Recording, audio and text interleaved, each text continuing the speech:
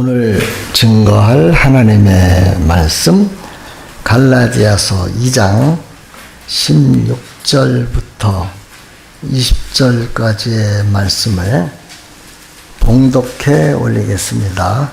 사람이 의롭게 되는 것은 율법의 행위로 말미암음이 아니요 오직 예수 그리스도를 믿음으로 말미암는 줄 알므로 우리도 그리스도 예수를 믿나니 이는 우리가 율법의 행위로서가 아니고 그리스도를 믿음으로 어렵다함을 얻으려 함이라. 율법의 행위로서는 의롭다함을 육체가 없느니라. 만일 우리가 그리스도 안에서 의롭게 되려 하다가 죄인으로 드러나면 그리스도께서 죄를 짓게 하는 자냐? 결코 그럴 수 없느니라. 만일 내가 헐었던 것을 다시 세우면 내가 나를 범법한 자로 만드는 것이라. 내가 율법으로 말미암아 율법에 대하여 죽었나니 이는 하나님에 대하여 살려 함이라.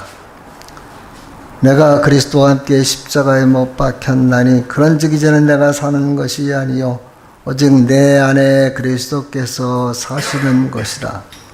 이제 내가 육체 가운데 사는 것은 나를 사랑하사 나를 위하여 자기 자신을 버리신 하나님의 아들을 믿는 믿음 안에서 사는 것이라. 아멘. 오늘 말씀의 주제는 죽은 나, 산 나. 설교의 서두를 폴 와샤 목사님의 탁월한 복음에서 몇 말씀 인용함으로써 시작합니다. 그리스도께서 십자가에서 우리 죄를 대신 짊어지시고 율법의 형벌을 받고 죽으셨습니다.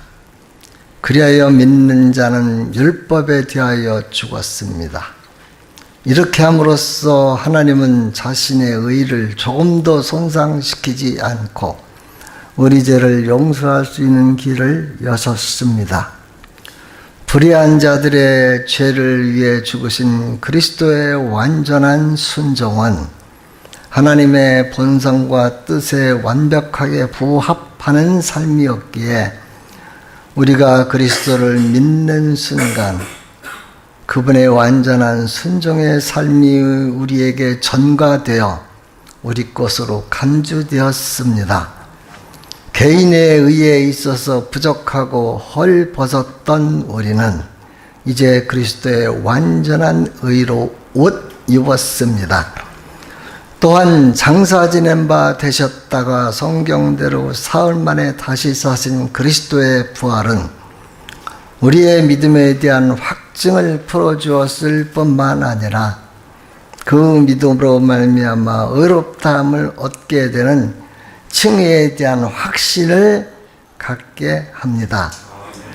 그분의 죽으심도 귀하고 그분의 부활도 귀합니다. 갈라디아서 2장 18절 만일 내가 헐었던 것을 다시 세우면 내가 나를 범법한 자로 만드는 것이라. 여기서 헐었던 것이란 율법의 행위로서 의롭다함을 얻으려는 그릇된 체제를 말합니다.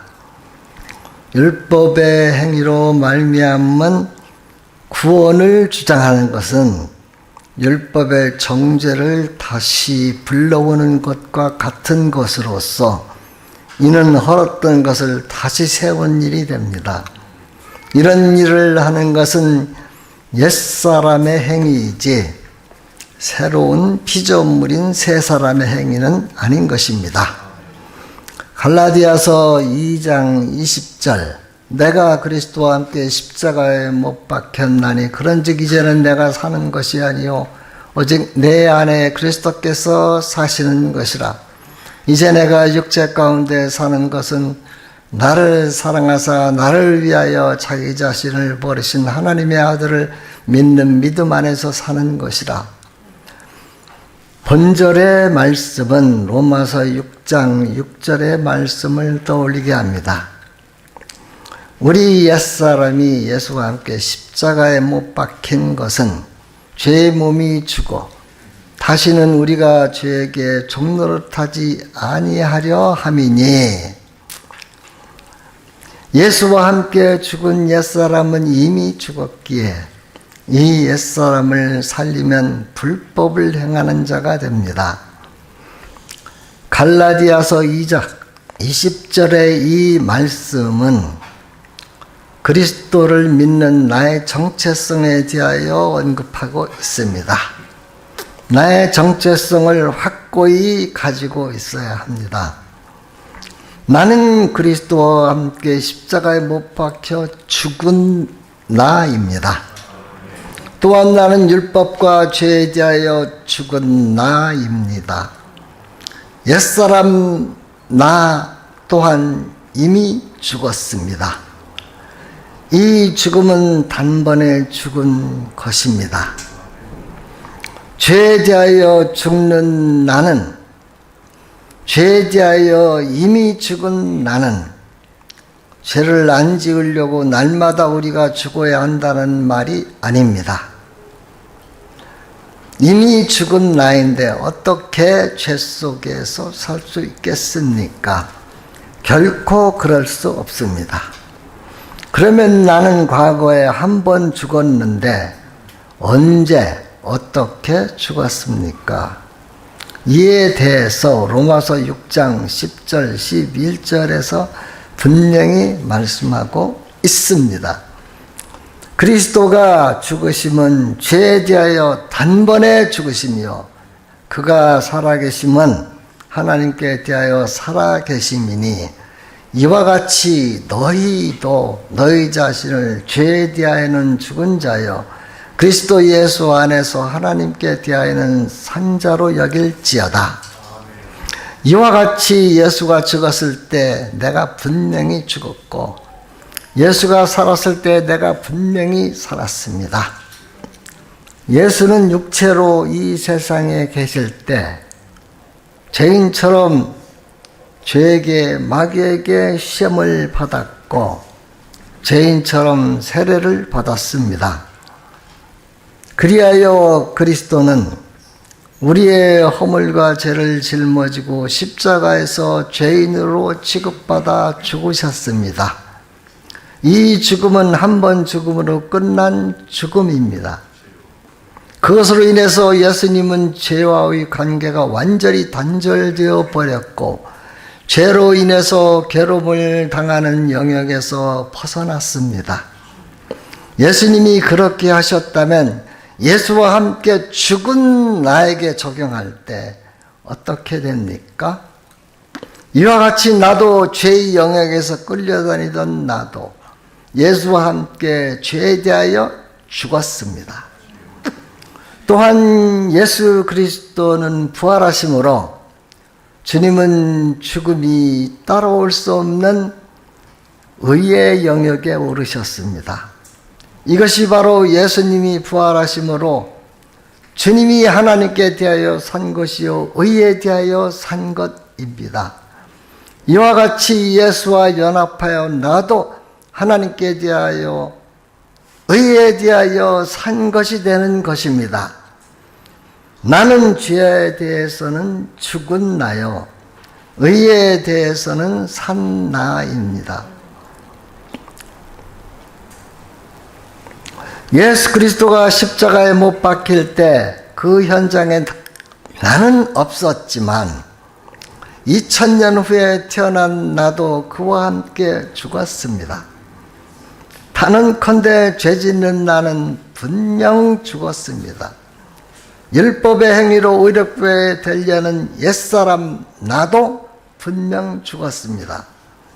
죄 짓는 나는 죽었는데 내가 죄를 짓는다면 이미 죽은 죄는 나를 내가 불법적으로 살린 것이 됩니다. 불법으로 살아난 죄 짓는 나는 참 나가 아닌 것이 분명합니다. 불법으로 살아나는 이것이 나의 연약한 육신 때문에 일어나는 것이요, 십자가의 죽음이 나의 죽음이라는 것이 연약하게 믿어지기 때문에 나타나는 현상입니다. 죄 짓는 나는 참나가 아니요 가짜인 나요, 참나를 가장한 죄 짓는 나요, 나를 죽이는 나요, 나를 속이는 나요, 원수인 나입니다. 이미 죄 짓는 나는 예수와 함께 죽었기에 죄 짓는 내가 내 속에서 꾸역꾸역 나타나면 나의 노력과 열심으로 이놈의 역사를 억누르려고 해도 죽은 이놈은 사라지지 않습니다. 예수와 함께 죽었다고 해서 이놈의 존재가 없어지는 것이 아닙니다. 이미 예수와 함께 죽었다는 확고한 믿음을 견지할 때만 이놈은 역사를 멈추고 수면 아래로 조용히 내려갑니다. 육신의 연약을 틈타 믿음이 약해질 때 다시 수면 위로 부상해서 역사하는 것입니다. 죄 짓는 나 곧 옛사람 나가 예수와 함께 죽었음을 믿는 믿음으로 나를 내려놓을 때 죄 짓는 나 곧 이놈은 활동을 못하고 밑으로 내려가는 것입니다. 믿음으로 내려놓는 이 연습과 훈련이 안 된 사람은 이 일이 어렵게 느껴지지만 십자가에 대한 믿음이 눈이 떠지면 죄 짓는 나, 즉 옛사람 자아는 활동을 못하고 힘을 잃고 밑으로 조용히 내려앉습니다. 육신의 정욕대로 살면 아래로 내려갔던 이놈은 다시 기어 올라옵니다. 모세 율법이 나타나기 전 약 2720여 년 전쯤에 하나님은 첫째 아담과 최초로 행위 언약을 맺었습니다.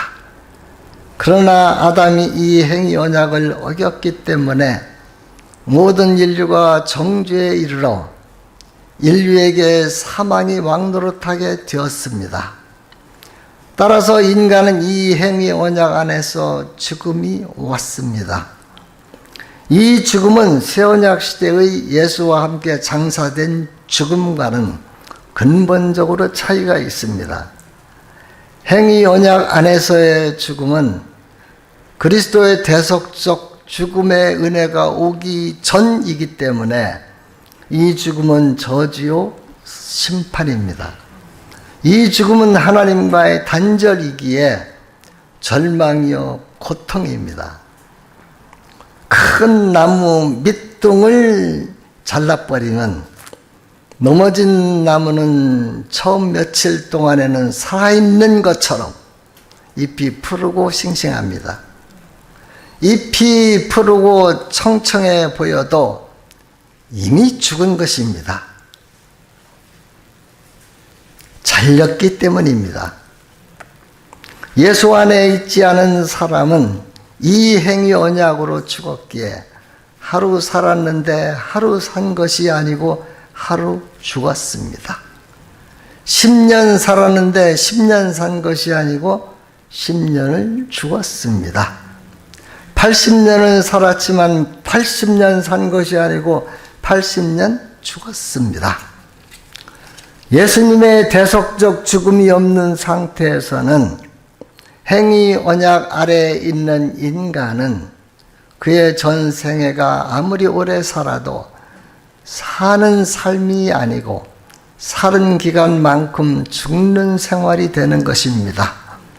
구약시대에 믿음의 계보를 이루고 살았던 인물일지라도 그는 예수와 함께 죽는 새 언약의 약속을 멀리서 희미하게 바라보았을 뿐이기에 예수님의 대속적 죽음의 실상의 효력을 잘 누릴 수 없었을 것입니다.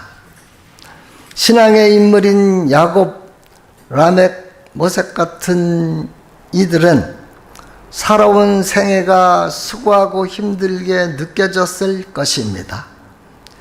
야곱이 130세가 되어 애굽의 바로 앞에 섰을 때 자기 인생을 회고하면서 내 나그네 길의 세월이 우리 조상의 나그네 길의 연주에 미치지 못하나 험악한 세월을 보내었나이다 라고 고백하였습니다.